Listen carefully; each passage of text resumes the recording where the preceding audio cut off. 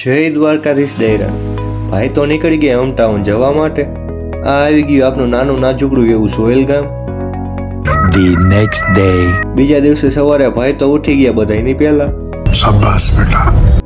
પહોંચી ગયા દાંતણ પાણી કરવા. પછી તો ગયા નાસ્તો કરવા. નાસ્તામાં તો ભાખરી ને ચા. વરાજાની જેમ રેડી થઈને નીકળી ગયા મંદિરે. મંદિરે પહોંચીને કર્યા દેવો કે દેવ એવા સ્વયંભૂ શૈલેશ્વર મહાદેવના દર્શન. ત્યાં તો આવ્યો આપનો ભાઈબંધ ભટભટી લઈને. પછી તો ભટભટી લઈને નીકળી ગયા શોપિંગ કરવા ધ્રોલ. પહોંચી ગયા ધ્રોલની માર્કેટમાં. ભાઈને તો મળી ગઈ બેસવા સીટ. પછી તો ભાઈ તો માંડ્યા આપવા ઓર્ડર, આ બતાવવાનું ઓલું બતાવવાનું.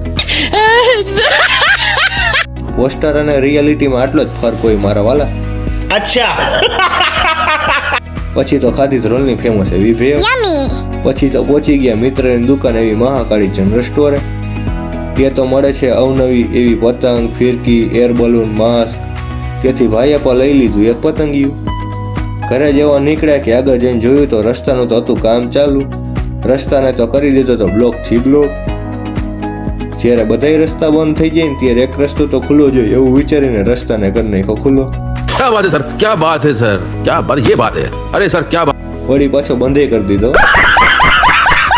પછી તો નીકળી ઘરે જવા. આજ માટે આટલું.